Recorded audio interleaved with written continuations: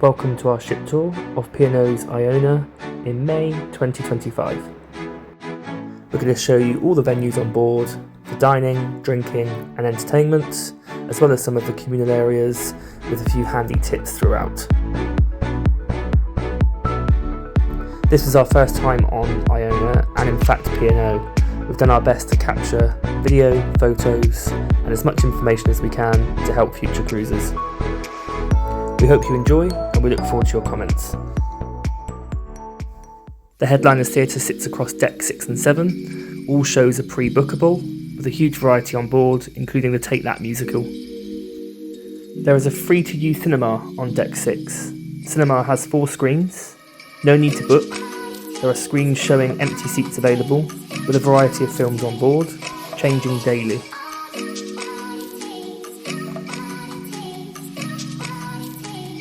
The 710 Club on Deck 7 is curated by Gary Barlow. It's a live music venue and does require booking, however it is free. Drinks packages do work in here, however there is also a selection of drinks to purchase should you choose. Themes and artists rotate every night. The Sky Dome on Decks 16 and 17 is an indoor pool with bars and bar snacks. Of an evening, this turns into a performance venue where the pool is half covered and performances take place every night.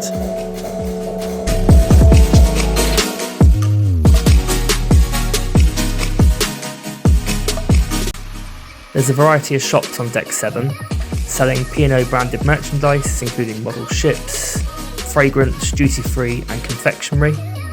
I have to say some of the best prices we've seen at sea. Both the shore excursions and Future Cruise Desk, both located on Deck 7, with colleagues available to help. We were really impressed that there's a free-to-use laundry room on every deck. Just bring your own detergent to use washing machines, and irons also available.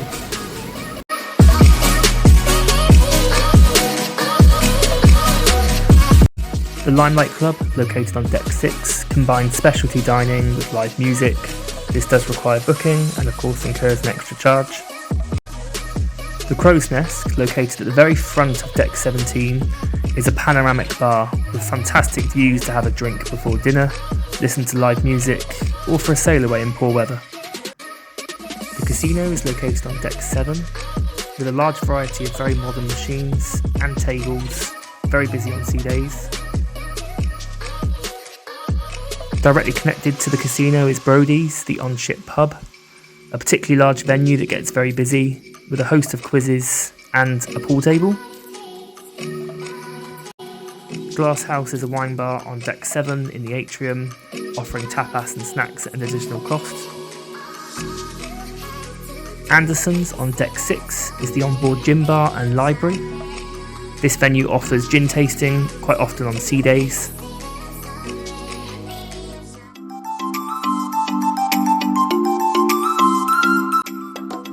Let's look at some of the dining options on board. The Horizon Buffet on Deck 16 is an extensive dining venue, running nearly half the deck along both sides. It offers a much more casual environment for those who wish to self-serve food for breakfast, lunch and dinner. There's always a huge variety of food including British classics and international favourites, with a regular carvery for both lunch and dinner. Whilst always busy, we never struggled to find a seat or even to take food to one of the outdoor seating areas if required. The Keys on Deck 8, serving fish and chips, noodles and burgers, is another casual dining venue serving breakfast, lunch and dinner. Pearl is the largest of the main dining rooms, situated on Deck 6. This incredibly spacious dining room is one of our favourites we've ever eaten in at sea. Very beautifully decorated with fantastic sea views at the rear of the ship. This feels very special, and we also had some fantastic food in here, again available for breakfast, lunch and dinner. Coral is another main dining restaurant just upstairs from Pearl on Deck 7. There are then 2 smaller main dining restaurants, both on Deck 6, Opal being the first and Aqua being the second, both offering a slightly more intimate feel. Kaale on deck 8, opening to the Atrium, is a specialty dining steak restaurant, but also available for an extra charge breakfast, which we would highly recommend. Epicurean on deck 17 is a fine dining restaurant that quite often offers Norwegian tasting menus on certain itineraries. A very beautiful space.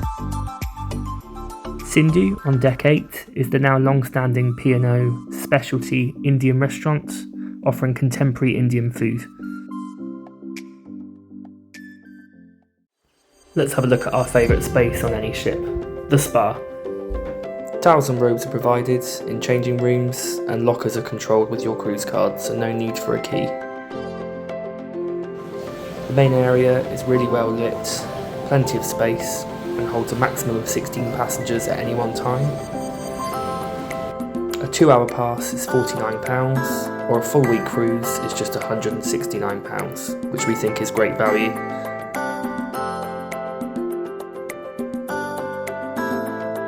This is our favourite room on the ship, the salt steam room, really nice temperatures.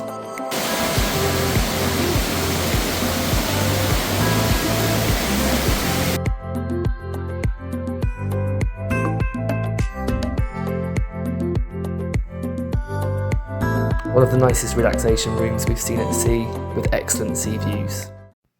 The main atrium at the centre of the ship, spanning decks 6, 7 and 8, hosts many of the bars, restaurants and entertainment venues we have shown you. It's a great central space to meet friends for drinks before dinner or coffee in the middle of the afternoon to take in the sea views. There's often live music playing on deck 6, which can be heard around the entire atrium. I do love this staircase, I think it's very impressive. Something we love about Iona is a full wraparound promenade deck, something that's missing from many modern cruise ships, making it an amazing outdoor space with a variety of seating, lounges and hot tubs.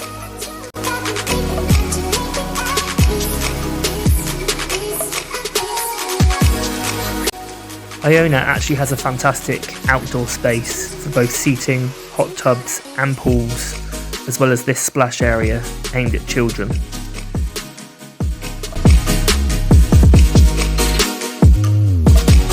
We never struggled to find space in a hot tub given there are so many, which made this very special sailing in and out of the fjords.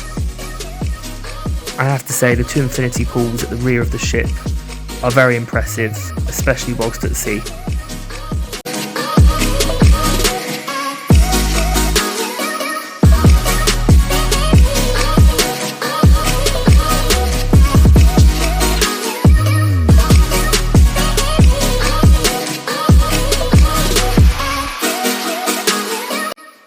Let's talk a little bit about the online portal, which can be used when on board.